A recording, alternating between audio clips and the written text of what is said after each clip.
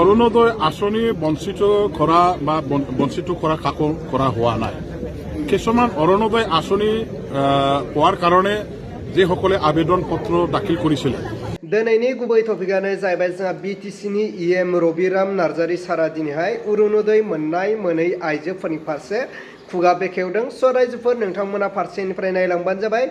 जोंहा बिटिसिनि इएम रबिराम नार्जारी सारा दिनैहाय बै अरुणोदय मोननाय मोनै आइजोफोरनि जे दुखु आरो खुसिनि सायाव खुगा बेखेवदों। स' रायजोफोर नोंथांमोना बे भिडिअ क्लिपखौ गासैखौबो नोंथांमोना स्टेप बाय स्टेप नायलांदो। अब्ला आंनो स्क्रिनाव होग्रोबाय। অৰুণোদয় আঁচনি বঞ্চিত কৰা বা বঞ্চিত কৰা কাকো কৰা হোৱা নাই। কিছুমান অৰুণোদয় আঁচনি পোৱাৰ কাৰণে যিসকলে আবেদন পত্ৰ দাখিল কৰিছিলে তেওঁলোকৰ আবেদন পত্ৰত কিছুমান যে তথ্য পাতি যোগান ধৰিব লাগে, তেওঁলোকে যে কিছুমান ডকুমেণ্টছ সন্নিৱিষ্ট কৰিব লাগে, এইবিলাক দিয়াৰ বেলেকা কিছুমানৰ বহুত খেলিমেলি হৈ গ'ল, কিছুমানৰ বহুত ভুল হৈ গ'ল, কিছুমানৰ শুদ্ধ হৈ গ'ল। যিবিলাকৰ শুদ্ধ হৈ গ'ল তেখেতসকলে পালে, আৰু যিসকলৰ অলপ ভুল থাকি গ'ল এইবিলাক আপলোডত মানে ডিজিটাইজেশ্যনত এইটো থাকি গ'ল। ইয়াৰ কাৰণে বহুজনে পোৱা নাই। আৰু এতিয়া আপোনালোকে চাওক যে আমাৰ গ্ৰামীণ অঞ্চলত বসবাস কৰা মহিলাসকলে হওক বা পুৰুষসকলে হওক আজিৰ এই মানে কি কয় গোটেই প্ৰক্ৰিয়াৰ লগত বেছিভাগ ওতঃপ্ৰোত জড়িত হৈ পেলাই তেওঁলোকে কাম কৰিব পৰা নাই। সময়মতে তেখেতসকলে ভুলবিলাক শুধৰণি কৰিবৰ কাৰণে ব্যৱস্থা বা পন্থা ল'বলৈ অসমৰ্থ হৈ গ'ল, যাৰ কাৰণে এইবিলাক শুধৰণি কৰিব নোৱাৰাৰ ফলত ভুল হৈয়ে থাকি গ'ল। এতিয়া মানে এওঁলোকে বঞ্চিত হ'ব লগা হ'ল। আমি আলোচনা কৰিছোঁ চৰকাৰ মহলত যে এইবিলাক ভুল হৈ থকা, বঞ্চিত হৈ থকা যিবিলাক এপ্লিকেণ্ট আছে তেখেতসকলেও যাতে চবে পায়। যিহেতু টাৰ্গেট এতিয়াও আমাৰ আছে, সেই টাৰ্গেটটো ফুলফিল কৰিব পৰা ধৰণৰ নতুনকৈ সোনকালে আকৌ আমি কৰিব পাৰোঁ নেকি, ইয়াৰ কাৰণে অসম চৰকাৰৰ লগত আমাৰ আলোচনা বিলোচনা এইটো চলি আছে। আৰু আমি ভাবোঁ যে নিশ্চয়কৈ আমাক এইখিনি কাম কৰিবৰ কাৰণে অসম চৰকাৰৰ ফালৰ পৰা অনুমতি প্ৰদান কৰিব আৰু বঞ্চিত হৈ থকা মহিলাবিলাকেও চবে পাব। आं मावथि लोगो बिथांमोनखौ दिनैनि बे समाव गोसो गोरबोनिफ्राय आङो धन्यबाद बावनो नागिरदों जे नोंथांमोननि मदद आरो हेफाजाब नङामोनब्ला बे 25 बोसोराव आङो जे खामानिखौ मावनो नागिरदोंमोन, जे खामानिखौ साननानै हारि आरो समाजनि थाखाय आं मावनो नागिरदोंमोन, बयनिसिमबो बे मोनाबिलि समाव गोसो गोरबोनि खुलुमनाय हामलायनाय आरो आंनि फारसेनिफ्राय खरगंलाय बर' हारिनि साफ्रोमनिसिमबो मान आरो सिबिनायखौ आं बावहरबाय। दिनै बे मोनाबिलि समाव दुलाराय बर' फरायसा आफादनि मावखुलिनि गेजेर बे जायगायाव जिरायनानै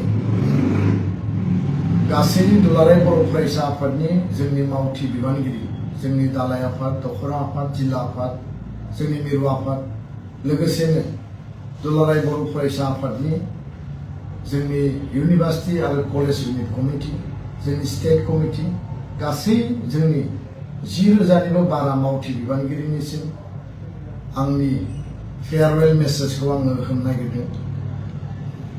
जों बयबो मिथिगौ थांनाय फेब्रुवारि दाननि 5, 6, 7 बे सानथामनि डेलिगेट कन्भेन्सनाव जे टंला कलेजाव खुंनाय बे कन्भेन्सननि गेजेरजों दुलाराय बर' फरायसा आफादनि जि सेन्ट्रेल वार्किं कमिटि बे CWCनि सिम आं गांसे आर'जलाइ गथायदोंमोन आरो थ्र' एबसुनि स्पिकारनि गेजेरजों आं बे आर'जलाइखौ गथायदोंमोन जे दुलाराय बर' फरायसा आफादाव गोलाव सम हाबा मावनायनि उनाव आङो आजिरा लानायनि खोथाखौ गेबेङै आं हाउसआव फोरमायदोंमोन जोंनि थान्दै लोगो बिथांमोननिसिम।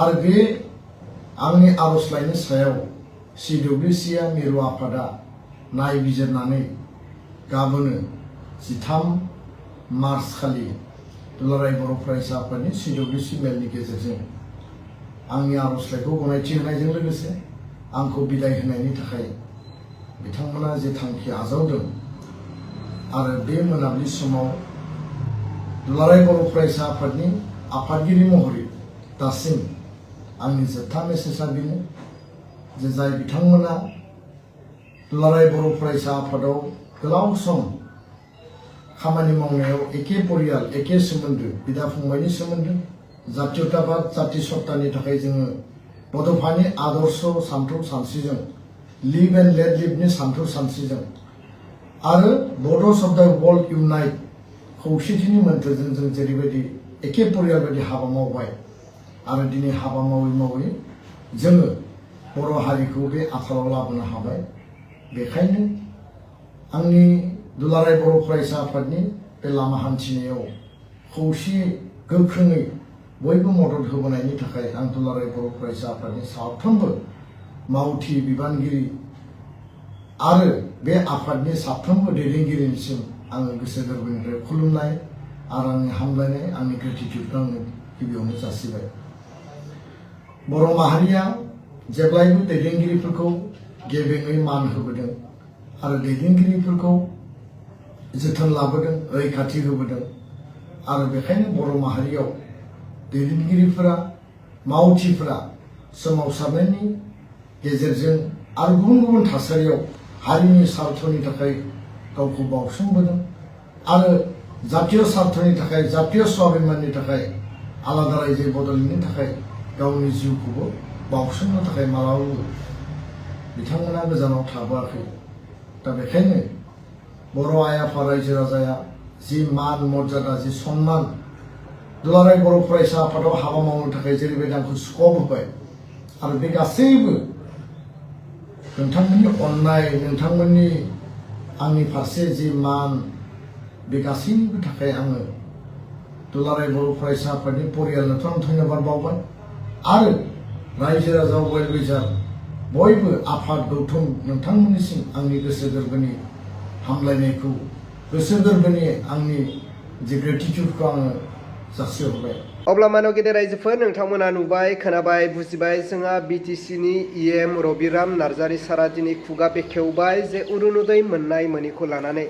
दा नोंथांमोना बेनि बेलायाव मा कमेन्ट खालामहरो नोंथांमोना कमेन्टनि गेजेरजों फोरमायहर जे नोंथांमोननि कमेन्टखौ फरायनानै जों बयबो रायजो राजाफ्रा फैबाय थानाय एमएलए इलेक्सनाव बबे मोनसे पलिटिक्स पार्टिनो भट होनांगौ बिनि बागै बुजिनो हायो। अब्ला रायजोफोर दिनैनि भिडिअखौ आङो बेखिनियावनो फोजोबबाय। भिडिअखौ मोजां मोनदोंब्ला लाइक लोगोसे चेनेलखौ मोजां मोनदोंब्ला साबस्क्राइब।